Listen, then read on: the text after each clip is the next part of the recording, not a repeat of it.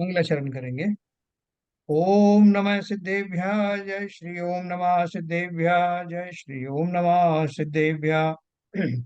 मंगलम भगवान वीरो मंगलम गौतमो गणी मंगलम कुंद कुंदाद्यो जैन धर्मोस्तु मंगलम सर्वमंगल मांगल्यम सर्व कल्याण कारकम प्रधानम सर्वधर्माणां जैनम जयतु शासनम जैनम जयतु शासनम जैनम जयतु शासनम। मोक्ष मार्ग प्रकाशक का पांचवा अधिकार हम पढ़ रहे हैं, जिसमें आचार्य कल पंडित टोडरमल जी ने बहुत विस्तार से विविध मतों की समीक्षा की है। और मतों की समीक्षा के अंतर्गत जो शैव मत है या विष्णु मत है, वैष्णव मत है, उसमें जो मोक्ष का जो मार्ग वो कैसा मानते हैं उसके बारे में हम पढ़ रहे थे। तो वो मोक्ष के दो मार्ग मानते हैं, एक तो भक्ति के द्वारा और एक ज्ञान के द्वारा। फिर भक्ति का हमने दो दो तरह की भक्ति समझी, एक निर्गुण भक्ति और एक सगुण भक्ति। निर्गुण भक्ति में खाली उनकी स्तुति है शब्दों के द्वारा, और सगुण भक्ति में उनके बाह्य आचरण, उनके वस्त्राभिभूषा बदलना, प्रसाद आदि ग्रहण करना, ये सारा जो है इनका सगुण भक्ति में हमने पढ़ा था। इसके बाद आज अपन पढ़ेंगे कि ज्ञान मीमांसा, वो ज्ञान के रूप में मोक्ष मार्ग का किस तरह का जो उनका वो है सोच है, उसके बारे में अपन आज पढ़ेंगे।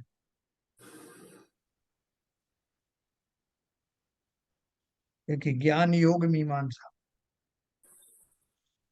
अब अन्य मत प्ररूपित ज्ञान योग से मोक्ष मार्ग का स्वरूप बतलाते हैं। ज्ञान योग अन्य मत क्यों कहा उन्होंने? क्योंकि मतलब अदर देन जैन्स। तो भले ही मुख्य रूप से यहाँ पर वो शैव मत की बात हो रही है, लेकिन वो उसमें बहुत कुछ जो है उसमें समाहित है। तो इसलिए उन्हें अन्य मत की उसकी संज्ञा दी है। और इसलिए भी दी है कि अन्य मत के बारे में, दूसरे मतों के बारे में और भी अपन अभी पढ़ेंगे। अब अन्य मत प्ररूपित ज्ञान योग से मोक्ष मार्ग का स्वरूप कहते हैं। एक अद्वैत सर्वव्यापी परब्रह्म को जानना, उसे ज्ञान कहते हैं। सो उसका मिथ्यापना तो पहले कहा ही है ना। जो उन्होंने एक शब्द इस्तेमाल किया है, अद्वैत सर्वव्यापी परब्रह्म, और जिसका स्वरूप उन्होंने जिस प्रकार से बताया है कि एक तरफ तो ये बोलते हैं कि मैं ही एक हूँ, मेरे अंदर और कुछ नहीं है। दूसरी तरफ उसको माया भी अपनी मानते हैं, माया भी उसमें समाहित है। तो अद्वैतपना तो वैसे ही नहीं ठहरा कि जहाँ एक से ज्यादा है वहां द्वैतपना आ जाता है। दूसरी बात यह कि उन्होंने अपने ही रूप तीन बना लिए, ब्रह्मा विष्णु महेश बना लिए। और सर्वव्यापी कहते हैं तो मेरी मर्जी के अतिरिक्त, यानी उन सर्वव्यापी ब्रह्मा जी के अतिरिक्त और कहीं कुछ भी किसी की आज्ञा नहीं चलती, और भी कुछ अपने आप नहीं होता, उनके अनुसार ही सब होता है।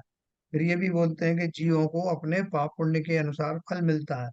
तो बोलता है इस तरह का जो कॉम्प्लेक्स जो बताया गया है उसकी अपेक्षा से तो जो सर्वव्यापी पर ब्रह्म का जो स्वरूप है वो विरोधों से भरा हुआ है। ये विरोधाभास उसमें बहुत सारे हैं। सो उसका मिथ्यापना तो पहले कहा ही है।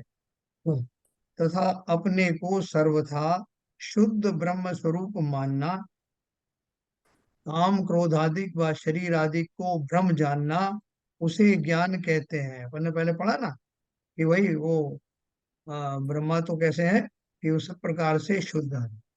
तो फिर उनसे बोले उनको जो काम क्रोध आदि जो दिखाए गए हैं, उनको आयुध सहित दिखाया है, स्त्रियों के सहित दिखाया है, या दुष्टों पर क्रोध करता हुआ दिखाया गया है, वो सब क्या है? तो उन्होंने कहा वो सब तो भ्रम है, वो ऊपर ऊपर से है, वास्तव में वो कुछ नहीं है। तो बोल रहे हैं अपने को सर्वथा शुद्ध ब्रह्म स्वरूप मानना, काम क्रोधादिक व शरीर आदि को भ्रम रूप जानना, उसे वे ज्ञान कहते हैं। सो यह भ्रम है। आप अगर शुद्ध हैं तो मोक्ष का उपाय किस लिए करता है? यानी बाकी के जो जीव हैं, जो उनके फॉलोअर्स हैं, वो भी अपने को ब्रह्मा का अंश मानते हैं।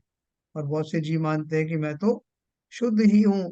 तो अगर वो शुद्ध हैं तो वो मोक्ष का उपाय क्यों प्राप्त करना चाहते हैं? जो भक्तजन है वो मोक्ष क्यों जाना चाहते हैं? मोक्ष का जो शब्द है वो अन्य मत में भी मोक्ष शब्द का इस्तेमाल किया जाता है। तो वो कह रहे हैं कि अगर आप पहले से ही ब्रह्मा जी के अंश हैं, सब तरह से शुद्ध हैं, तो फिर मोक्ष का उपाय किस लिए करना। और आप शुद्ध ब्रह्म ठहरा, तब कर्तव्य क्या रहा। अगर मैं सब तरह से शुद्ध ही हूँ, तो अब मुझे करने के लिए कुछ बचा ही नहीं। तथा अपने को प्रत्यक्ष काम क्रोधाधिक होते देखे जाते हैं, और शरीर आदि का संयोग देखा जाता है, तो इनका अभाव होगा तब होगा। वर्तमान में इनका सद्भाव मानना भ्रम कैसे हुआ, है ना। सर यहाँ एक बात करना, हाँ। जैसे एक ग्रस्त जीव है जैनों का, हाँ। तो वो जीव में जो आत्मा है वो तो शक्ति रूप से तो शुद्ध आत्मा है, जी। और व्यावहारिक रूप से वो मिथ्यावादी है। उसी तरह से ये कह रहे हैं कि आप शुद्ध हैं, मगर जो उसमें बाकी चीज है काम क्रोध आदि है वो भी मिथ्यात्व का ही एक रूप है। हाँ। तो दोनों ही चीज एक हुई ना सर, दोनों ही अवस्था व्यवस्था इसी में हुई ना। हाँ, नहीं देखो, हमारे यहाँ जैसे निश्चय और व्यवहार से दोनों अलग अलग कहा जाता है, जी हाँ। कि निश्चय से जीव शरीर आदि से अलग है, अतिरिक्त है। शरीर उसको मिलते जरूर है, लेकिन वो शरीर से भिन्न है। तो हमारे यहाँ दोनों ही व्यवस्थाओं को माना तो गया है कि जितने जीव होते हैं वो सब शरीरधारी ही होते हैं, जी। लेकिन शरीरधारी होने के साथ साथ वो शरीर से अलग रहते हैं। ये हमारे यहाँ निश्चय से बताया गया है। तो यहाँ उन्होंने निश्चय और व्यवहार का अलग अलग जो है प्रकार का जो है उनको जो अच्छा। वक्तव्य है वो विवेक नहीं दे। क्या हाँ, ऐसा अलग अलग करके नहीं जान पाते। वो क्या सोचते हैं कि जो शरीर है और जो आत्मा है, वो दोनों मिलकर ही मेरा स्वरूप बना है। मतलब दोनों एक में एक मिले हुए ही हैं, उनका इंटीग्रल पार्ट है। तो वो क्या बोल रहे हैं कि अपने को प्रत्यक्ष और जो काम क्रोध आदि जो मुझे आते हैं, जो गुस्सा वगैरह आते हैं, इवन जो शरीर का संयोग है, उस उन्होंने ऊपर कहा कि वो सब ब्रह्मा का रूप नहीं है, वो माया का रूप है। जो जो आत्मा है, शुद्ध आत्मा है, वो तो ब्रह्मा का रूप है। उन्होंने किस ढंग से उसको कहा कि वो तो आत्मा का रूप है जो शुद्ध है, और जिसमें ब्रह्मा जी सर्वव्यापी अद्वैत जो शुद्ध ब्रह्मा है, वो ही सभी आत्माओं में निवास करते हैं। और जो शरीर आदि है, उनमें दिखने वाले विकारी भाव हैं, वो सब वास्तव में किसी जीव की कोई गलती नहीं है। वो तो एक भ्रम जैसा है, ऊपर ऊपर से है, माया रूप है। उससे किसी को ये नहीं सोचना चाहिए कि वो आत्मा अशुद्ध हो गई। देखो नहीं। बात को फर्क कहाँ पड़ गया। नहीं, यहाँ पर हम। देखिए, जो माया का रूप है उसको हमने अपने अपने आगम से उसको मिथ्यात्व बताया है। हाँ, हाँ। फर्क इतना है, कहने कहने का फर्क है। हाँ, एक तो ये मिथ्यात्व बात बताया। आपकी ये बात आपकी बिल्कुल सत्य है हाँ। कि उन्होंने आत्मा को शरीर को एक माना है, अलग अलग नहीं माना है। बिल्कुल। खुद का शरीर अलग है, जीव अलग है, उस चीज का नहीं, डिस्कशन नहीं है उनके यहाँ। देखो उन्होंने तीन चीजें मानी। आपने सही कहा। एक तो उन्होंने क्या माना, जैसे हम अपन भी कहते हैं कि आत्मा स्वभाव अपेक्षा से ब्रह्मा या भगवान के स्वरूप ही है, सिद्धात्माओं के स्वरूप ही है, स्वभाव की अपेक्षा। लेकिन वर्तमान पर्याय में राग द्वेषादि होने के कारण, जो शरीर मिला है उसमें राग द्वेषादि होने के कारण से वो जीव अपनी पर्याय में शुद्ध अवस्था को या स्वभाव को प्राप्त नहीं कर पाता। ये हमारे यहाँ की फिलॉसफी है। और वो क्या बोलते हैं कि ये जो आत्मा में जो विकार, हम विकारों को मानते हैं कि हमारे अंदर ये सब विकार हैं, ये सब जो निश्चय से हम जब देखते हैं, तो औपाधिक भाव के रूप में कर्मों के कारण से होने वाली ये विसंगतियां और शरीर आदि मिलते हैं। ऐसा हमारे यहाँ जो कल्पना है, जो थ्योरी है, वहां वो कहते हैं कि ये माया का स्वरूप है, और ये वास्तव में किसी जीव की कोई गलती नहीं है। ये तो उनका संपूर्ण मिलाकर के स्वभाव में ही शामिल है। क्या शामिल है। एक तो आत्मा, और दूसरा जो माया के रूप में जो शरीर मिला हुआ है, या शरीर में होने वाले जो राग द्वेष के, जो शरीर में ही नहीं, मतलब उस पूरे जीव के स्वरूप में जो राग द्वेष काम क्रोधादि हैं, वो सबको इग्नोर कर दीजिए उनको, क्योंकि वो माया रूप है। इसलिए वो है तो जरूर उस ब्रह्मा का जो स्वरूप है, मेरा जो स्वरूप है। ब्रह्मा के स्वरूप में क्या क्या आ गया, एक ब्रह्मा स्वयं और एक वो माया रूप। वो माया रूप में ये काम क्रोध आदि विषय वस्तुएं ये सब उसमें शामिल हैं। तो उनको दूर करने की बात नहीं करते कि ये दूर होंगे तब मेरा स्वरूप शुद्ध हो जाएगा, वो नहीं बात करते। वो कहते हैं ये सब मिला करके ही मेरा ब्रह्म का रूप है। और जो काम क्रोध आदि जिनको आप आलोचना कर रहे हो, वो तो खाली आपका भ्रम है, ये सब माया के रूप में है। ये उसका इंटीग्रल पार्ट भी है, लेकिन किसी जीव का कोई उसमें कसूर नहीं है। वो है तो है, मतलब सबको मिला जुला दिया उन्होंने। जो मेरी जो शरीर आदि है वो आत्मा है वो, और शरीर से के माध्यम से उसके निमित्त से उत्पन्न होने वाले जो विकारी भाव और दशाएं हैं, वो सब भी जीव की एक दूसरे में समाहित हैं। उनको अलग अलग अलग करके नहीं देख पाते, जबकि हमारे यहाँ उनको अलग अलग करके बोला जाता है। कर्मों के कारण से मेरे ये विकारी भाव होते हैं, और मैं का स्वरूप मात्र आत्मा तक ही सीमित है। शरीर आदि मैं नहीं हूँ। शरीर आदि के माध्यम से होने वाले जो कर्म हैं, वो अवश्य ही मेरे खोटे चिंतन या मिथ्यात्व भाव के कारण हुए हैं। और जैसे ही मैं अपना मिथ्यात्व भाव छोड़ दूंगा, अपने स्वभाव में लौटने लगूंगा। ये हमारे यहाँ बहुत क्लियरली बताया। तो आप समझ गए कि वहां उन्होंने क्या माना है। अपने आप को ब्रह्मा का स्वरूप कहते हैं, अंश कहते हैं। कभी अद्वैत वाले ब्रह्म का कहते हैं, जिसमें एक से ज्यादा कोई नहीं है, एकमात्र वही है। तो अगर मैं उसका अंश हूँ, तो उस अंश में भी वो सारे गुण होना चाहिए जो उनके अंदर है, भले ही कम हो। लेकिन जो बाकी और जो विकारी भाव हैं, क्रोध आदि हैं, शरीर आदि हैं, उनका क्या? तो बोलते हैं कि वो भी ब्रह्मा के स्वरूप में ही आते हैं। तो बोले काम क्रोध आदि ये सब जो है उनके स्वरूप में कैसे जाएंगे? बोले तो आपको दिखाई भले ही दे रहे हैं, वो एक्चुअल में है नहीं, वो माया है वो। तो इसका अर्थ है कि ब्रह्मा में माया भी शामिल है, शरीर आदि भी शामिल है, और ऐसे ब्रह्मा का मैं अंश हूँ। तो ब्रह्मा को भी शरीरधारी मान लिया, ब्रह्मा में भी वो राग द्वेष काम क्रोध आदि मान लिए, और उन्हीं का मैं अंश हूँ। तो अब वो मुक्त कैसे होंगे, जब उन सब चीजों को आप दुर्गुण मानते ही नहीं? काम क्रोध आदि या विकारी भाव में वो तो उसका सहज एक स्वरूप हो गया। तो उनसे निपटने के लिए फिर मैं क्यों कोशिश करूं? क्यों मुझे फिर पाप आदि लगते हैं? ये भी कहते हैं कि वो दूसरी जगह जब बात करेंगे तो वो कहेंगे काम क्रोध आदि नहीं करना, ये सब जो है विकारी भाव है। तो एक तरफ तो ईश्वर का जब स्वरूप बता रहे हैं, तो उसमें उसको उन भावों को माया का रूप बना करके उसको इंटीग्रल पार्ट बता दिया गया। लेकिन अलग अलग तरह से जब व्याख्यान देते हैं वह तो बताते हैं कि सब पाप बुद्धि है, ये सब काम नहीं करना चाहिए, अपने आचरण अच्छे रखना चाहिए। तो क्या कहना चाहते हैं? ऐसा वहां पर स्पष्टता नहीं है। इसलिए वो ब्रह्मा के स्वरूप में, स्वयं के स्वरूप में, मोक्ष के स्वरूप में, सभी जगह पर भ्रम ही भ्रम है। मैं अपनी बात समझा पाया सीबीजन साहब? जी सर। फिर कहते हैं मोक्ष का उपाय करना भी भ्रम है। रस्सी तो रस्सी ही है, उसे सर्प जान रहा था, सो भ्रम था। भ्रम मिटने पर रस्सी ही है। उसी प्रकार आप तो ब्रह्म ही है, अपने को अशुद्ध जान रहा था, सो भ्रम था। ये उनकी बात कर रहे हैं जो मान्यता रखते हैं। बोल रहे हैं मोक्ष का उपाय करना भी भ्रम है। जैसे जब उनसे कहा ना तुम मोक्ष का उपाय क्यों करते हो, तो उसका जवाब उन्होंने क्या दिया कि मोक्ष का उपाय करना भी भ्रम है। जैसे रस्सी तो रस्सी ही है, उसे सर्प जान रहा था, सो भ्रम था। भ्रम मिटने पर रस्सी ही है। उसी प्रकार आप तो ब्रह्म ही है, अपने को अशुद्ध जान रहा था, सो भ्रम था। भ्रम मिटने पर आप ब्रह्म ही है। ये उनका कथन है ना? देखो अब इसमें हमारे से काफी कुछ मिलता जुलती बात है, खाली खोटी कल्पना थोड़ी सी कर ली उनने। क्या है?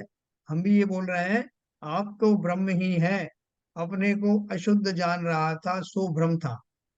है ना? हम ब्रह्म तो हैं, हम भगवान तो हैं, लेकिन वर्तमान में अशुद्ध ही हूँ। स्वभाव अपेक्षा से मैं ब्रह्म या ईश्वर ही हूँ, या सिद्धात्मा सिद्ध जैसा ही हूँ। लेकिन वो शुद्धता को ना मान करके हम भी उसको अशुद्ध जानते हैं। हम कहाँ भगवान और भगवान कहाँ? लेकिन हम दोनों तरह से जानते हैं कि मैं वर्तमान में उस अशुद्ध दशा में हूँ, राग द्वेष आदि मेरे साथ हैं, लेकिन स्वभाव से मैं ब्रह्मा ही हूँ। तो लाइन तो उन्होंने भी वही कही, क्या कहा?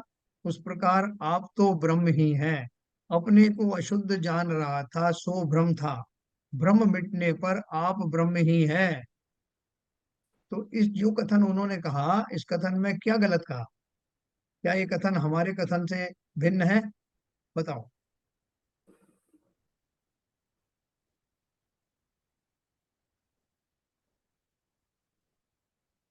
ये तो बिल्कुल अलग ही कथन है सर। कैसे कैसे अलग है? बेसिक चीज है, बेसिक वो आत्मा को और शरीर को एक ही मान रहे हैं, तो हाँ। उसको कंपेयर कैसे कर, विभाजित कैसे कर सकते हैं? हाँ, देखो वो तो एक बात उन्होंने कह दी। दूसरा वो ये कह रहे हैं कि आप तो ब्रह्म ही है, मतलब सभी जीव जो है वो ब्रह्म ही है। अपने को अशुद्ध मान रहे हैं, तो अशुद्ध क्यों मान रहे हो?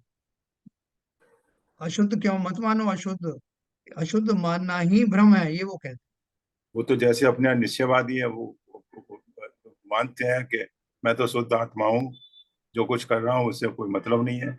हाँ, वो बात हो गई है वो तो एकांत, उल्टी डायरेक्शन एकांत में, उल्टी वाली डायरेक्शन में। बात। हाँ। सर अपने वे- आप को अशुद्ध मानना ही चाहिए अगर वो, जैसे अपने अशुद्ध है, वो यही मतलब गलती है वहां पे कि अपने आप को वो अशुद्ध नहीं मान रहे। और हम हाँ, अपने आप को अशुद्ध मानेंगे तब अपन शुद्ध की तरफ आगे बढ़ेंगे। तो हम तो क्या मानते हैं कि वर्तमान में मैं स्वभाव की अपेक्षा से मैं शुद्ध हूँ, लेकिन वर्तमान में पर्याय में कर्मादि के संयोग में मेरे जितने भाव राग द्वेष आदि पूर्ण चल रहे हैं, उनके कारण वर्तमान दशा में मैं अशुद्ध हूँ। तो मेरा सारा पुरुषार्थ यही तो चल रहा है। जो मेरे जो अंदर विकार वगैरह आ गए हैं, जो मेरी समझ उल्टी हो गई है, जो शरीर आदि में बुद्धि मेरी एकत्व बुद्धि हो गई है, उन बुद्धियों से निवारण करके मैं अपने स्वरूप में लौट सकता हूँ। और स्वभाव मेरे सबके पास है। हम सब शुद्ध आत्मा जैसे स्वभाव के धारी हैं, ये हमारी फिलॉसफी है। यहाँ वो क्या बोल रहे हैं कि तुम अपने आप को अशुद्ध मानो ही मती। जैसे इन्होंने सीविजन साहब ने सही कहा कि बहुत सारे एकांतवादी ऐसा भी हमारे यहाँ भी मानते हैं कि हम तो कभी अशुद्ध थे ही नहीं, हम तो शुद्ध ही हैं।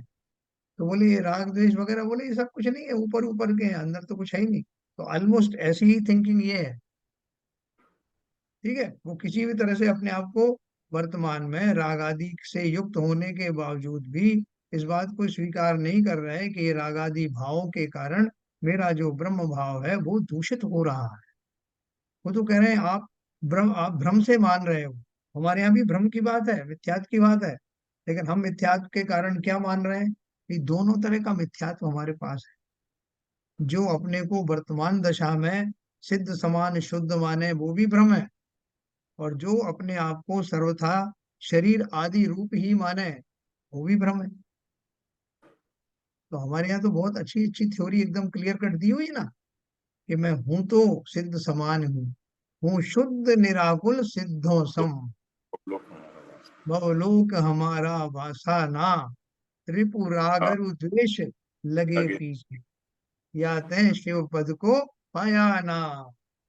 सारा तो अब क्लियर क्या कर। चाहता हूँ, अब क्या चाहता हूँ, तो 4 लाइन में पूरी थ्योरी आ गई। निज के गुण निज में पाने को प्रभु अर्घ संजो कर लाया हूँ, हे बाहुबली तुम चरणों में सुख सन्मति पाने आया।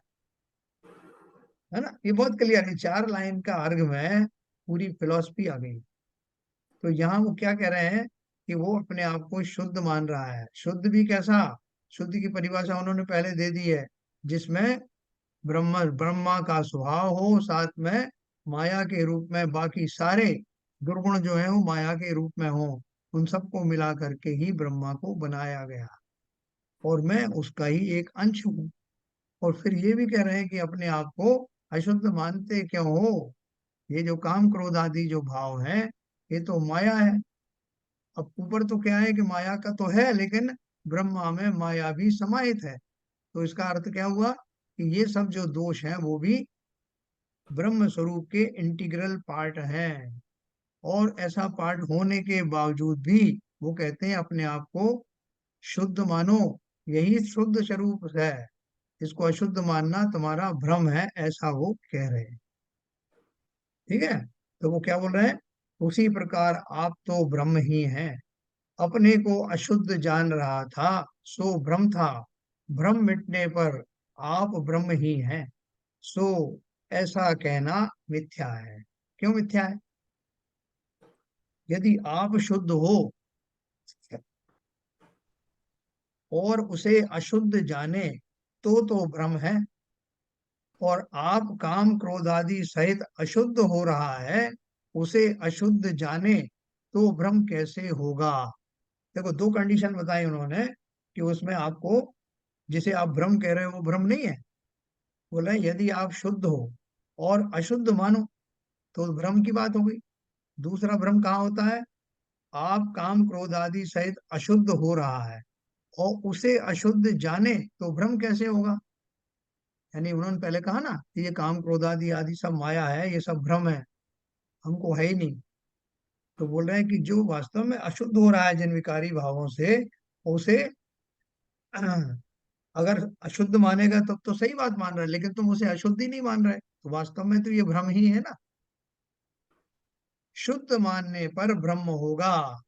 भ्रम कब होगा, जब अशुद्ध भाव को आप शुद्ध मानने लगोगे, उसे भ्रम कहेंगे। लेकिन अशुद्ध को अशुद्ध मानने में भ्रम थोड़ी, क्योंकि वो कह रहे हैं कि आप अपने आप को अशुद्ध मानते हो, ये तुम्हारा भ्रम है। अरे अशुद्ध को अशुद्ध नहीं मानेंगे तो क्या माने। तो वो कह रहे हैं कि अगर आप शुद्ध हैं, भ्रम कहाँ होगा, अगर आप शुद्ध हैं और उसे अशुद्ध माने तो भ्रम होगा। और अगर आप अशुद्ध हैं और उसको, अशुद्ध को आप शुद्ध माने तो भ्रम होगा। लेकिन जो जैसा है वैसा मानने में कोई भ्रम नहीं। अगर मैं अशुद्ध हूं तो अशुद्ध हूं, शुद्ध हूं तो शुद्ध हूं। सो झूठे भ्रम से अपने को शुद्ध ब्रह्म मानने से क्या सिद्धि है। खुद देख रहे हो कि मैं उन सब विभूषणों से, उन गुणों से भरा हुआ हूँ जो विकारी भाव कहे जाते हैं। मैं भी देख रहा हूँ, दूसरे लोग भी देख रहे हैं, विकारी भावों से भरा हुआ हूँ।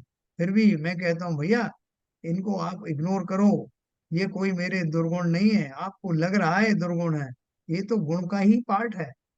तो किसको धोखा दे रहा हूँ, स्वयं को, सामने वाले को, या दोनों को। तो यहाँ वही स्थिति है कि मेरे जो दुर्गुण है, वो दुर्गुण, वो मैं कहता हूँ कि ये मेरे दुर्गुण जो है वास्तव में आपको दिखाई जरूर दे रहे हैं, मुझे भी दे रहे हैं, लेकिन ये हमारा भ्रम है, मैं तो ब्रह्म हूँ, ऐसा थ्योरी में है। तथा तू कहेगा यह काम क्रोधादिक तो मन के धर्म है, ब्रह्म तो न्यारा है। तो तुझसे पूछते हैं कि मन तेरा स्वरूप है या नहीं। यदि है तो काम क्रोधादिक भी तेरे ही हुए, और नहीं है तो तू ज्ञान स्वभाव है या जड़ स्वरूप है। यदि ज्ञान स्वरूप है तो तेरे तो ज्ञान मन व इंद्रिय द्वारा ही होता दिखाई देता है ना। जैसे मैंने आपको बताया था कि जो मतश्रुत ज्ञान है वो इंद्रिय और मन के निमित्त से, संयोग से ही प्रकट होता है। तो और आप मन को अगर आप डिसोन कर दोगे कि मन मेरा नहीं है, तो फिर आपको ये ज्ञान की प्राप्ति कहाँ से होगी।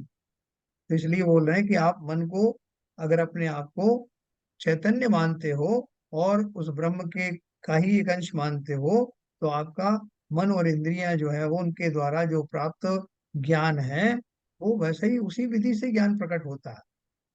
यह काम क्रोधादिक तो मन के धर्म है, अगर ऐसा कहते हो, ब्रह्म न्यारा है।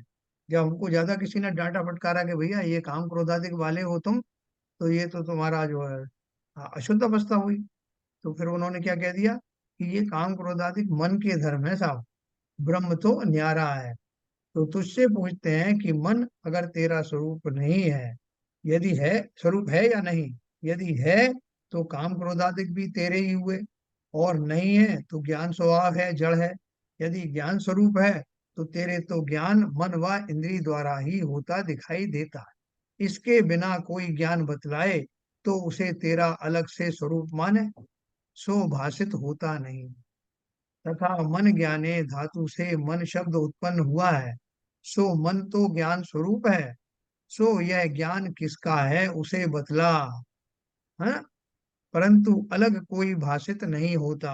वो बोल रहे हैं कि जितना भी ज्ञान उत्पन्न हुआ वो मन पूर्वक ही हुआ, है ना। जब विशेष रूप से जो उघाड़ होता है ज्ञान का, उसमें मन और इंद्रियां जो है निमित्त बनती हैं।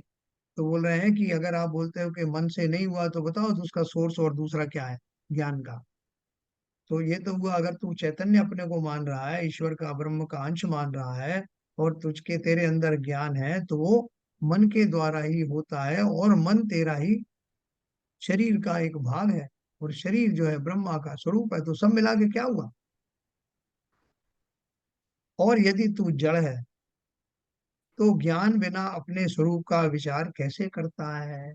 अगर जड़ ही हो गए तो विचार ही नहीं कर सकता, यह तो बनता नहीं। तथा तू कहता है कि ब्रह्म न्यारा है, सो वह न्यारा ब्रह्म तू ही है या और है? ब्रह्मा जी से न्यारापन जो है वो किसमें है? यदि तू ही है तो तेरे मैं ब्रह्म हूँ ऐसा मानने वाला जो ज्ञान है वह तो मन स्वरूप ही है, मन से अलग नहीं है। और अपनत्व मानना तो अपने ही में होता है। जिसे न्यारा जाने उसमें अपनत्व नहीं माना जाता। सो मन से न्यारा ब्रह्म है, तो मन रूप ज्ञान ब्रह्म में अपनत्व किस लिए मानता है? यानी अगर तुम अलग अलग कल्पना कर रहे हो कि मन अलग है और ब्रह्मा अलग है, तो मन रूप ज्ञान है, जो ज्ञान जो प्रकट हुआ मन से, मन रूप ज्ञान ब्रह्म में अपनत्व किस लिए मानता है? जब तुम उनसे अलग ही हो गए तो ब्रह्म को अपना स्वरूप क्यों कहते हो? मन अलग हो गया ना, और तुम्हारे पास ज्ञान है वो मन से आ रहा है, तो अर्थात तुम्हारा मन और तुम्हारा ज्ञान उस ब्रह्म से न्यारा है। और न्यारा हो गया तो तुम ब्रह्मा को अहम ब्रह्म कैसे कह सकते हो? ऐसा उन्होंने एक तर्क दिया। तथा यदि ब्रह्म और ही है तो तू ब्रह्म में अपनत्व किस लिए मानता है? इसलिए भ्रम छोड़कर ऐसा जान कि जिस प्रकार स्पर्शनादि इंद्रियां तो शरीर का स्वरूप है, सो जड़ है, उसके द्वारा जो जान पना होता है सो आत्मा का स्वरूप है ना। इंद्रिय और मन के निमित्त से आत्मा ही जान रहा है, जानने वाला तो वही है ना। उसी प्रकार मन भी सूक्ष्म परमाणुओं का पुंज है, वह शरीर ही का अंग है। जो इंद्रियां हैं जैसे हमारी सब नासिका, रसना इंद्री, कान आदि, ये सारे जो हैं वो सब द्रव्य इंद्रियों के रूप में अलग से दिखाई देती हैं। उसी तरह से जो हमारा द्रव्य मन है वो भले ही वो सूक्ष्म परमाणुओं से बना हुआ दिखाई नहीं देता, लेकिन वो भी ऐसा ही है, परमाणुओं से बना हुआ है। और उसके पीछे जो भावेंद्रियां होती हैं, यानी आत्मा के जो प्रदेश होते हैं, वो वहां तक संदेश इनके माध्यम से, इन उपकरणों के माध्यम से जाता है। और जानने वाला आत्मा या मैं होते हैं। तो यही बोला उन्होंने। इसलिए भ्रम छोड़कर ऐसा जान कि जिस प्रकार स्पर्शनादि इंद्रियां तो शरीर का स्वरूप है, सो जड़ है, उसके द्वारा जो जानपना होता है सो आत्मा का स्वरूप है, भावेंद्रिय। उसी प्रकार मन भी सूक्ष्म परमाणुओं का पुंज है, वह शरीर ही का अंग है, उसके द्वारा जानपना होता, वह काम क्रोधादि भाव होते हैं, सो सर्व आत्मा का स्वरूप है। हमने क्या किया, काम क्रोधादि जो उन्होंने अन्य मत वालों ने बताया कि काम क्रोधादि जो भाव है वो आत्मा से अलग है। अलग है मतलब किसके हैं मुझे नहीं मालूम, बाकी मेरे नहीं है, मुझ में उत्पन्न नहीं हुए क्योंकि मैं तो ब्रह्मा हूँ। तो बोले तो फिर तो है तो सही ना, आपके यहाँ शरीर भी है और ये लगे भी हुए हैं। बोले बोले माया समझना आप, वो भ्रम है बस, बाकी कुछ नहीं। उसका एक्सप्लेनेशन नहीं है बराबर। तो उससे बचने के लिए क्या बोल दिया कि वो ब्रह्मा का स्वरूप नहीं है। अरे अभी तो तुम स्वरूप में शामिल कर रहे थे कि ब्रह्मा का अंग कैसा है, कि Brahm plus maya is equal to Brahm स्वरूप। और माया में ये सब जो है दो शरीर आदि, राग द्वेष आदि सब माया का रूप मान गए। तो दोनों को मिला करके ही तो ब्रह्मा बना था ना। राग द्वेष अब आप किसके खाते में डाल रहे हो? तो बोल रहे हैं कि ऐसा भ्रम मत करो, सीधा सीधा मानो कि मैं आत्मा हूँ, और विकारी भावों की उत्पत्ति भी आत्मा में ही होती है। उनको शरीर का जो है स्वभाव मत मान लेना, ये तो शरीर के उसमें आती है, खाते में आती है। तो ये सारे विकारी भाव कौन करता है? जीव करता है, आत्मा करती है, ऐसा चिंतन करती है, बाह्य विषयों से जुड़ करके शरीर आदि की रक्षा के भाव से उसके अंदर जो विकारी भाव आते हैं उनका प्रादुर्भाव आत्मा के अंदर ही होता है ना। इसलिए उन्होंने लिखा उसके द्वारा जानपना होता है, वह काम क्रोधादि भाव होते हैं, सो सर्व आत्मा का स्वरूप है। आत्मा का स्वरूप कैसा है? देखो, आत्मा का स्वरूप कहा, आत्मा का स्वभाव नहीं कहा। मैंने आपको कल भी ये बात कही थी कि काम क्रोध आदि आत्मा का स्वभाव है, ऐसा नहीं कहा। रूप है। हाँ, स्वरूप है। स्वरूप का अर्थ क्या है? कि जब भी जीव कर्मों से युक्त होता है तो उसमें ऐसे विकारी भाव उत्पन्न होते हैं। ये उस जीव के स्वरूप का ही चमत्कार है, उसका ही एक भाग है। मिथ्यात्व पर्याय है सब। मिथ्यात्व पर पर्याय, पर्याय अपेक्षा से काम क्रोध आदि उत्पन्न होते हैं, तो ये सब उसके स्वरूप है। ऐसा कि जब कभी का जो कर्मों से संबंध होता है तो जीव ऐसे खोटे भावों में चला जाता है। लेकिन उसका स्वभाव कैसा है? यहाँ आत्मा का स्वभाव नहीं कहा, आत्मा का स्वरूप है। तो आत्मा का स्वभाव तो इन विकारों से रहित है, सर्वथा रहित है। तो वहां हम कहते हैं कि मैं शुद्ध निराकुल सिद्धों जैसा मेरा स्वभाव है। पूरी बात उसमें एक्सप्लेन की हूँ। शुद्ध निराकुल, निराकुल माने किसी तरह का दुख भी नहीं है। शुद्ध हूँ, निराकुल हूँ, सिद्धों सम हूँ शुद्ध निराकुल सिद्धों सम। और मेरे रहने योग्य ये जगह नहीं। निज लो भवलोक हमारा वासाना। मैं तो फंसा हुआ हूँ कर्मों के कारण। और ये जो राग द्वेष है उन्हें मैं भला मानता नहीं। रिपु राग रु द्वेष लगे पीछे, ये मेरे लगे हुए हैं, इसलिए मुक्ति के पथ पर मैं चल नहीं पाया, मुक्ति में पहुंचा नहीं। रिपु राग रु द्वेष लगे पीछे, या तय शिव पद को पाया ना। तो अब मुझे करना क्या है? निज के गुण निज में पाने को। वो गुण कहीं बाहर से आने वाले नहीं, मेरे अंदर ही जो गुण ढके हुए थे उनकी प्राप्ति के लिए, उन्हें डेवलप करने के लिए, विकारों से रहित होने के लिए आपके पास चला आया। निज के गुण निज में पाने को प्रभु अर्घ संजो कर लाया हूँ। हे बाहुबली तुम चरणों में सुख सन्मति पाने। करना मुझे ही है, पुरुषार्थ मेरा ही होगा। जो मेरी समझ है आपके सामने मैं रिपीट कर रहा हूँ, आपको थोड़ी बतला रहा हूँ। आप तो सब जानते हैं, और जान न केवल जानते हैं बल्कि पूरी तरह से मान जाने के कारण आप उस अवस्था को प्राप्त हो गए।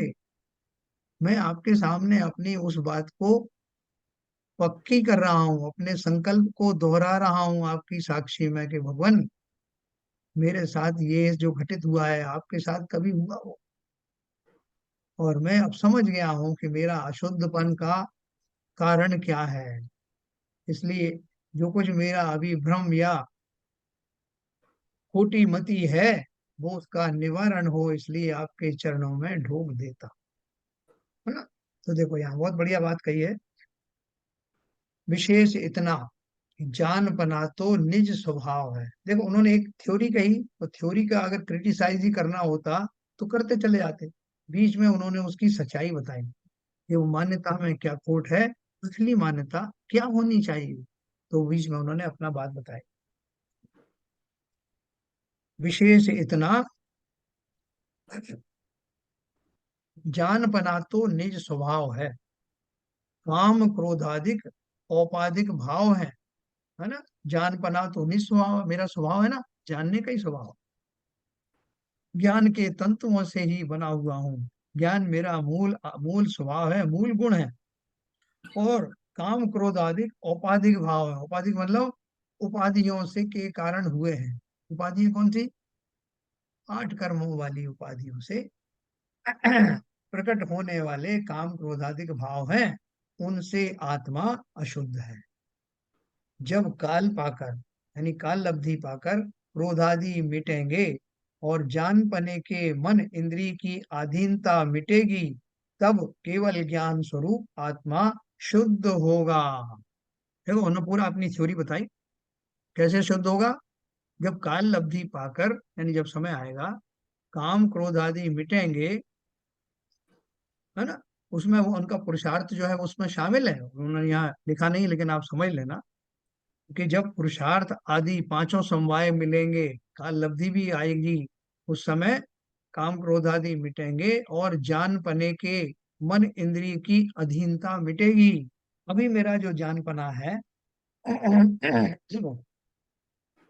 मेरा जो मति ज्ञान और श्रुत ज्ञान है वो किस पर अवलंबन करता है, किसके आश्रय पे है? मन और इंद्रियों के आश्रय पर से वो प्रकट होता है। लेकिन मुझे किसी का आश्रय नहीं चाहिए भगवान, क्योंकि मैं जानता हूँ कि मेरा स्वभाव निरालंबी है। मैं हूँ अपने में स्वयं पूर्ण, पर की मुझ में कुछ गंध नहीं। मैं अरस अरूपी अस्पर्शी, पर से कुछ भी संबंध नहीं। तो भगवान, ये जो मन और इंद्रियों के कारण, जैसे किसी की नजर कमजोर हो जाए तो वो चश्मा चढ़ा लेता है या लेंस लगा लेता है और भी कोई उपकरणों का सहारा लेता है, तो कहता है भगवान मुझे कोई पराश्रितता नहीं चाहिए। मेरी दृष्टि ठीक हो गई है, हटा दो ये चश्मे। तो कह रहे हैं ये मन और इंद्रियों के द्वारा इनके आलम्बन से प्राप्त होने वाला शुभ मन मति और शुद्ध ज्ञान, इनकी मुझे आवश्यकता नहीं पड़ेगी। क्यों पड़ रही है अभी? क्योंकि ये सब काम क्रोध आदि विकारों से मैं युक्त हूं ना। मेरी जैसे नजर कमजोर होती है तो चश्मे की जरूरत पड़ती है। जब काम क्रोध आदि समाप्त हो जाएंगे, अर्थात भरपूर दृष्टि प्रबल हो जाएगी, तब इन निर्भरकारी मन और इंद्रियों के बिना ही संपूर्ण ज्ञान होगा, जिसका नाम केवल ज्ञान है। और जान पने के मन इंद्री की अधीनता मिटेगी, तब केवल ज्ञान स्वरूप आत्मा शुद्ध होगा। है ना? जैसे बहुत सारे आजकल बोलते रहते हैं भाई साहब ये डायबिटीज की बीमारी है, आपको ऊपर से लग रही है, इसको कोई रिवर्स करने में कोई ज्यादा देर नहीं लगती, आप थोड़ा चिंतन सुधारो, खान पान सुधारो और आपकी बीमारी है ही नहीं। इसी तरह से आंखों की ज्योति के लिए लोग बोलते हैं कि आप परेशान हो रहे हो, ये दवाई डाल वो दवाई डाल, कुछ नहीं है। आप एक दो तरह से इस तरह के आचरण करो, ठीक हो जाओ। तो यहाँ भी वही बताया कि जो निर्भरता के कारण से, जिन कर्मों के अधीन होने के कारण आपका ज्ञान जो है अब इतना मध्यम है, हल्का है, कि आपको आश्रय लेना पड़ता है इंद्रिय और मन की। लेकिन वास्तव में ये काम क्रोध आदि हटते ही आपके ये आश्रय भी हट जाएंगे, और तब प्रकट होगा ऐसा सर्वव्यापी ज्ञान, जिसे केवल ज्ञान कहते हैं, जिसमें कोई आलम्बन की आवश्यकता नहीं। इसी प्रकार बुद्धि अहंकारादिक भी जान लेना, क्योंकि मन और बुद्धि आदिक एकार्थ हैं और अहंकारादिक हैं, वे काम क्रोधादिक वत औपाधिक भाव हैं। बहुत सारे लोग क्या करते हैं, ये जो अहंकार है ना, बुद्धि अहंकार सबसे मिला हुआ जीव है ऐसा करके वो बताते हैं। तो यहाँ बोल रहे हैं मन और बुद्धि आदिक एकार्थ है, मन और बुद्धि एक ही बात है, और अहंकार आदि शब्द जो है वो अलग है। तो वो कैसा है अहंकार वगैरह, किस लिए आता है? मिथ्यात्व के कारण आता है, जिसमें वो अहम भाव रखता है, शरीर आदि में अहम भाव रखता है। तो बोल रहे हैं कि वे काम क्रोधादिक वद औपाधिक भाव है। अहंकार आदि का जो भाव है वो, जीव में अहंकार कब आता है? जब वो मिथ्यात्व से पीड़ित होता है, अपनी वर्तमान पर्याय में अहंकार करता है। तो बोल रहे हैं कि जैसे काम क्रोधादिक विकारी भाव है, उसी प्रकार से अहंकार भी विकारी भाव है। इनको अपने से भिन्न जानना भ्रम है। इनको अपने से भिन्न जानना का अर्थ क्या है? कि वर्तमान अवस्था में जब मैं उन कर्मों से ग्रसित हूं, तब ये अहंकार आदि मेरे कहे जाते हैं। उनसे भिन्न मैं तब मानूंगा जब मैं अपने इन कर्मों से मुक्त हो जाऊंगा। जब तक नहीं हूं तब तक तो मेरे ही है ना। इनको अपना जानकर औपाधिक भावों का अभाव करने का उद्यम करना योग्य है। मेरे अंदर ही में ये विकारी भाव है, इनकी स्वीकार्योक्ति तो करो ना। ये कोई आपसे कहेगा भाई साहब आप जो है घमंड बहुत करते हो और आप वो मायाचारी बहुत करते हो, तो मैं उससे कहूँ अरे भोले आदमी, तुम्हें ये में घमंड दिखता है, तुम्हें ये मेरे छल दिखाई देते हैं, ये तो सब माया है, इसको इग्नोर करो, ये कुछ नहीं है। कुछ नहीं है तो इनको आप दूर करो ना। आपका ये आचरण सुधर नहीं सकता क्या? वो जब सुधरेगा सुधर जाएगा, सब हरी इच्छा। बाकी आप ये मानो ही मत कि मेरे अंदर ये दुर्गुण है। तो अगर आपने दूसरों को भी मानने से मना कर दिया, आप स्वयं भी मानते नहीं होगे दुर्गुण है, तो उन्हें दूर कब करोगे? और जब तक वो दूर नहीं होंगे, स्वभाव के दर्शन कैसे होंगे? इसलिए बोल रहे हैं इनको अपना जानकर कि मेरे ही विकारी भाव हैं, औपाधिक भावों का अभाव करने का उद्यम करना योग्य है, तथा जिनसे इसका अभाव ना हो सके और अपनी मेहनतता चाहें, वे जीव इन्हें अपने न ठहराकर स्वच्छंद प्रवर्तते हैं। जो मैंने आपसे कहा अभी कि मेरे से वो काम क्रोध आदि दूर होते नहीं, तो मैं मायाचारी से छल आदि के द्वारा मेरे सामने जो मेरे श्रोता आते हैं, भक्त आते हैं, उनके सामने बड़ी बड़ी बातें करता हूँ, लेकिन पीठ पीछे से अपने इन विकारी भावों को शांत करने के सारे उपाय किया करता हूँ। काम क्रोध आदि विषयों से आसक्त मैं छल आदि के द्वारा इनमें लिप्त रहता हूँ, और वो भोले जीवों को कहता हूँ कि ये सब मेरे पास है ही नहीं। तो बोल रहे हैं जिसके इसका अभाव ना हो सके और अपनी मेहनतता चाहे, वे जीव इन्हें अपने न ठहराकर स्वच्छंद प्रवर्तते हैं।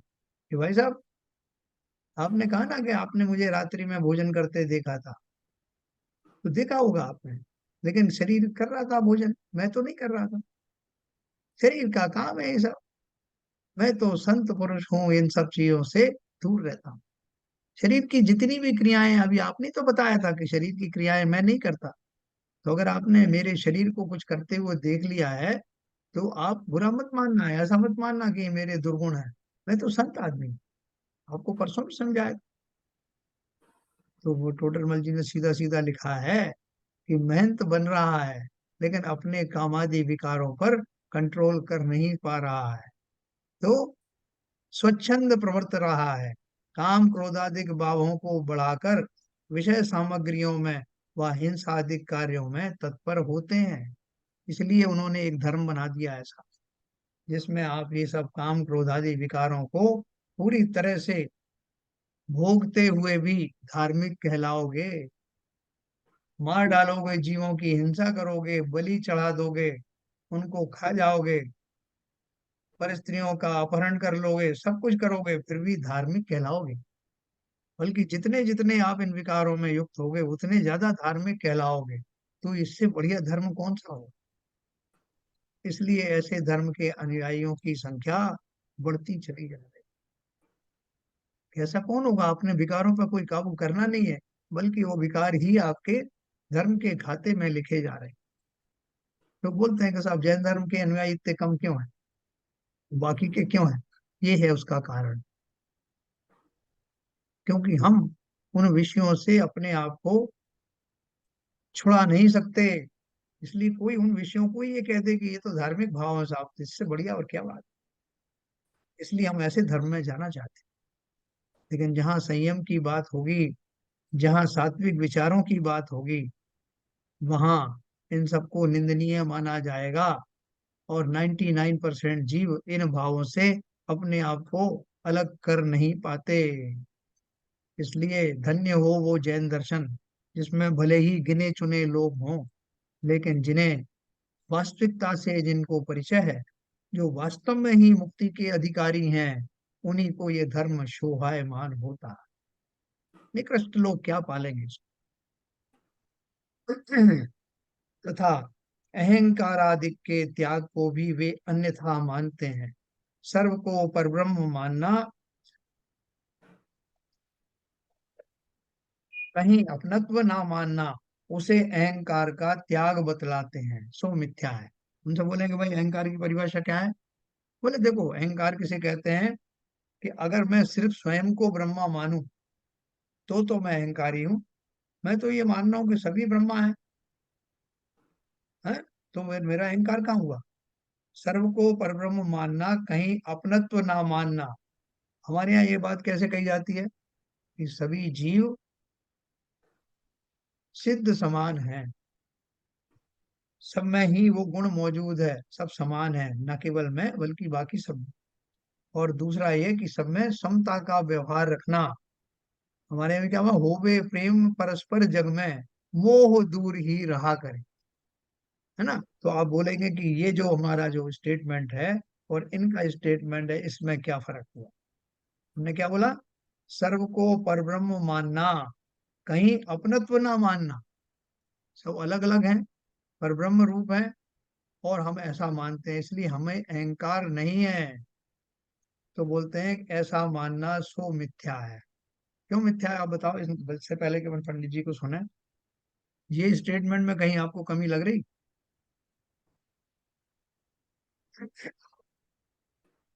बोलिए शिवचंद्र। नहीं, ये मिथ्या भाव तो है ही। कैसे इसको है? भाई, जो अशुद्ध भाव है, जो अशुद्ध भाव है उनको आप शुद्ध मान रहे हैं, यही तो मिथ्या है। देखो उन्होंने एक बात कही है, सर्व को परब्रह्म मानना, कहीं अपनत्व ना मानना, कहीं मतलब दूसरों को भी में भी अपनत्व नहीं मानना और स्वयं में भी नहीं मानना, उसे अहंकार का त्याग बतलाते हैं। सो मिथ्या है, क्योंकि कोई आप है या नहीं, जिसे आप कह रहे हैं वो स्वयं व्यक्ति अवेलेबल है कि नहीं? य- यदि है तो आप में अपनत्व कैसे ना माने कि मैं भी नहीं हूँ, बाकी सब लोग हैं, मैं नहीं हूँ, और सब ब्रह्म के स्वरूप समान है। तो अपने अपने अस्तित्व को माने नहीं। यदि है तो आप में अपनत्व कैसे ना माने? यदि आप नहीं है तो सर्व को ब्रह्म कौन मान रहा है? वो ये नहीं बोल रहे हैं कि मैं और बाकी आप सब भी ब्रह्मा जैसे हैं। वो बोल रहे हैं मैं तो अपने को भी कहीं मानता नहीं कि मैं हूँ, मैं तो आप सबको ब्रह्म स्वरूप मान रहा हूँ। तो बोल रहे हैं फिर जब आप हो ही नहीं तो वो मानने वाला कौन है सबको? यदि आप नहीं है तो सर्व को ब्रह्म कौन मानता है? इसलिए शरीर आदि पर में अहम बुद्धि ना करना। नहीं मानना है, अपने अस्तित्व को नहीं मानना, तो कैसे नहीं मानना? कि मैं शरीर रूप से नहीं हूँ, शरीर मेरा इंटीग्रल पार्ट नहीं है, शरीर मेरे स्वरूप का अंग नहीं है, ऐसा मान। वहां कर्ता ना होना सो अहंकार का त्याग है। अहंकार की परिभाषा क्या बताई उन्होंने? शरीर आदि में अहम बुद्धि ना रखना। शरीर आदि से मतलब शरीर और उससे जुड़े हुए तमाम नाते रिश्तों में, या उनसे जुड़ी हुई जो वस्तुएं हैं उनके संयोग में अहम बुद्धि मत रखना कि ये मेरी है और मैं उनका करता हूँ। शरीर को मैं चलाता हूँ, परिवार को मैं चलाता हूँ, इस तरह के भाव वहां करता ना होना तो अहंकार का त्याग है। अपने में अहम बुद्धि करने का दोष नहीं है। अगर मैं अपने आप को मानूं कि मैं शरीरधारी हूँ, ये शरीर मेरा है, मैं शरीर के माध्यम से बहुत सुंदर लगता हूँ, मैं सबका करता हूँ, ऐसा मानूं तो अहंकार है। अगर मैं मानूं कि मैं आत्मा हूँ, मैं प्रसिद्ध ज्ञानादि गुणों का भंडार हूँ, मैं निराकुल हूँ, तो इसमें कोई अहंकार नहीं है। इसलिए कहते हैं कि प्रसिद्धि करो तो किसकी करो? शरीर की प्रसिद्धि नहीं।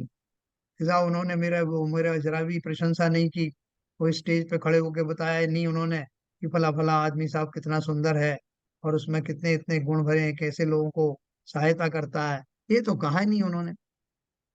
तो मैं अपनी किस पर्याय की प्रशंसा कर रहा हूँ? खाली इस पर्याय में उत्पन्न होने वाले शरीर की प्रशंसा स्वयं भी कर रहा हूँ, दूसरों से भी कराना चाहता हूँ, ये अहंकार है। लेकिन अगर मैं अपनी आत्मा की प्रसिद्धि कर रहा हूँ जो सबके पास है, शुद्ध रूप में प्राप्त है, तो कोई भी गलत काम नहीं है। तथा तो अहम बुद्धि का अर्थ ही समझना। जो हम अहंकार कहते हैं उनको बड़ा अहंकार है, किस चीज का अहंकार है? कभी किसी ने कहा सब अपने आप को वो आत्मा समझते हैं? उनको पता नहीं अपने आप को आत्मा क्यों समझते हैं, ऐसे किसी ने कहा क्या? हम यही कहते हैं कि उनको साफ पैसे का घमंड है, अपनी सुंदरता का घमंड है, अपने रूप लावण्य का घमंड है, इन सब चीजों का है। तो अहम बुद्धि जो है वो शरीर और उससे जुड़े हुए संबंधों के ऊपर में उनमें एकत्व मानना, उनमें कर्तृत्व मानना, यही सारा जो है अहंकार की श्रेणी में आता है। तथा सर्व को समान जानना, किसी में भेद नहीं करना, उसको राग द्वेष का त्याग बतलाते हैं, वह भी मिथ्या है। क्यों मिथ्या है? सर्व को समान जानना, किसी में भेद नहीं करना, उसको राग द्वेष का त्याग बतलाते हैं, वह भी मिथ्या है। क्योंकि सर्व पदार्थ समान नहीं है, कोई चेतन है, तो कोई अचेतन है, कोई कैसा है, कोई कैसा है, उन्हें समान कैसे माने। इसलिए पर द्रव्यों को इष्ट अनिष्ट न मानना सो राग द्वेष का त्याग है ना। समान का अर्थ क्या है? समान अगर मानना है तो सब जीवों को एक आत्मा है, सब आत्माएं सिद्ध स्वरूप है, ऐसा तो मान सकते हो। लेकिन वर्तमान अवस्थाओं में कोई छोटा है, कोई बड़ा है, कोई ज्ञानी है, कोई अज्ञानी है, कोई किसी तरह के विपरीत आचरण कर रहा है, कोई दुष्ट है, उन सबको एक समान कैसे मानना? तो बोले फिर क्या मानना? बोले उनको जो जैसे हैं वैसे तो है, लेकिन उनमें मुझे किसी तरह का इष्टपना अनिष्टपने का भाव नहीं है। इसे समता कहते हैं। वो जैसे हैं वैसे हैं, लेकिन मैं उनमें समता भाव इस अपेक्षा से रखता हूँ कि मुझे उनसे राग द्वेष नहीं है। पदार्थों का विशेष जानने में तो कुछ दोष है नहीं। तो आपने कैसे क्यों जाना कि साहब ये व्यक्ति जो है दुष्ट है, ये व्यक्ति अपराधी प्रवृत्ति का है, ये ज्ञानी है, ये मुनि है, ऐसा आपने अलग अलग करके क्यों जाना? बोले जानने में कोई हर्ज नहीं, लेकिन जानने के बाद अगर मुझे उनसे राग द्वेष नहीं है, तो जैसा है उसको वैसा ही मैं स्वीकार करता हूँ, तो मैंने उनमें समता भाव ही रखा। जानने में कोई दोष नहीं। केवल ज्ञानी है समस्त संसार के समस्त जीवों की समस्त पर्यायों को युगपत जानते हैं, और सबके बारे में पता है कि कौन दुष्ट है, कितना दुष्ट है, आगे उसके क्या छल कपट चलने वाले हैं, कौन सौम्य है, सब जानते हैं। किसी से राग द्वेष करते हैं क्या?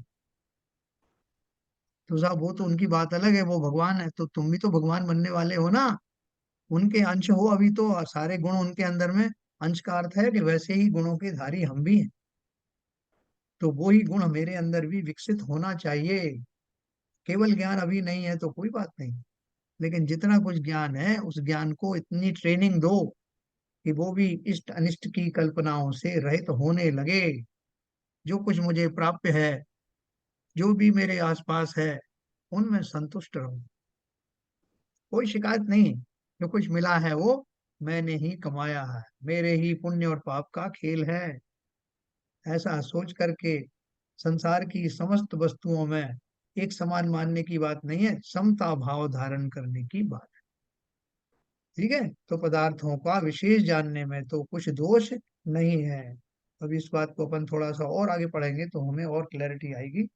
अभी अपना समय हो गया, यही समाप्त करेंगे। ठीक है विपुल जी।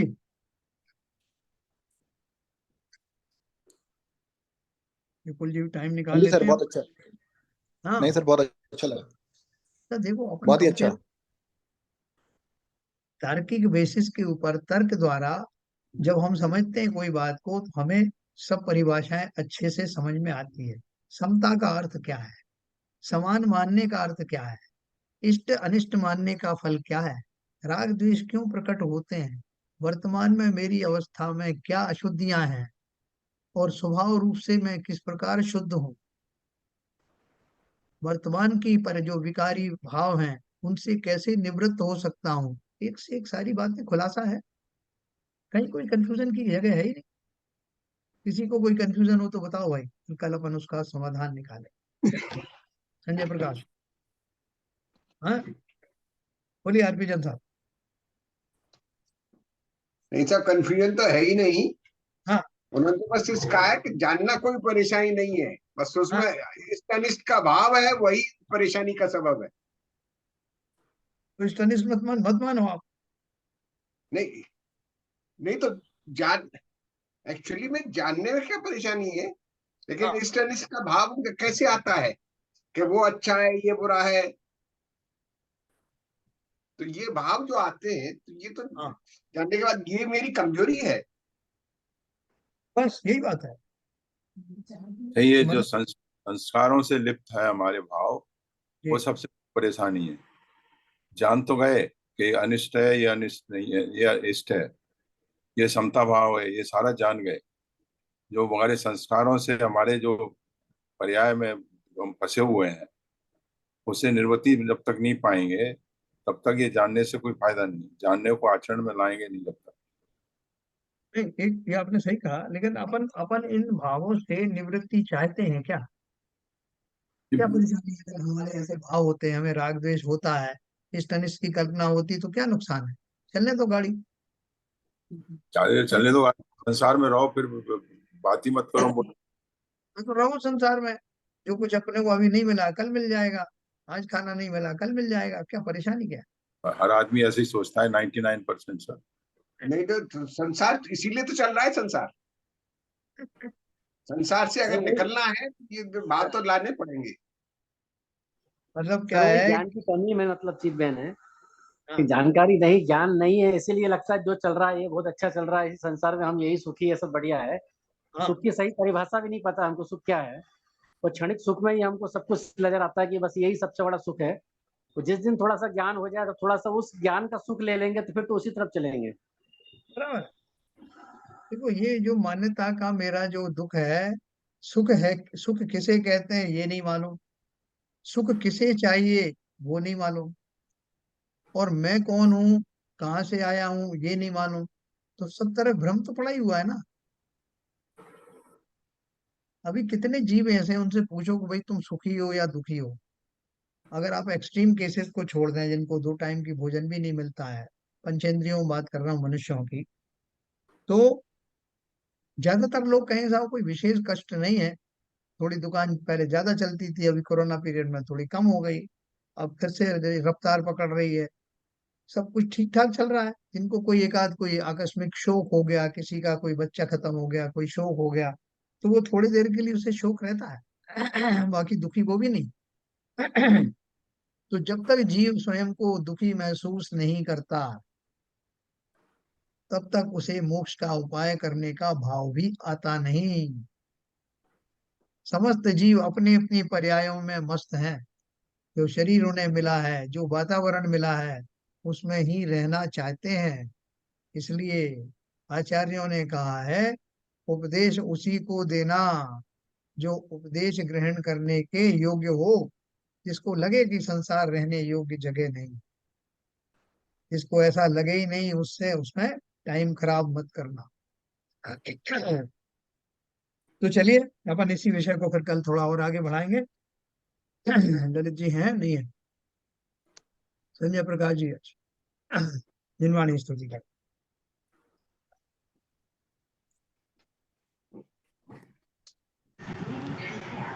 मिथ्यात्म नाश वेको ज्ञान के प्रकाश वेको आपा पर भास वेको भानु सी बखानी है। चाहूं द्रव्य जान वेको बंद विधिवान वेको स्वपर छान वेको परम प्रमानी है। अनुभव ताय वेको जीव के जताए वेको कहू न सताए वेको भव्य उरे आनी है। जहाँ तहाँ तार वेको पार के उतार वेको सुख विस्तार वेको यही जिनवानी है। हे जिनवानी भाती तोय जपो दिव्य जो तेरी शरणा गए सो पावे सुचैन।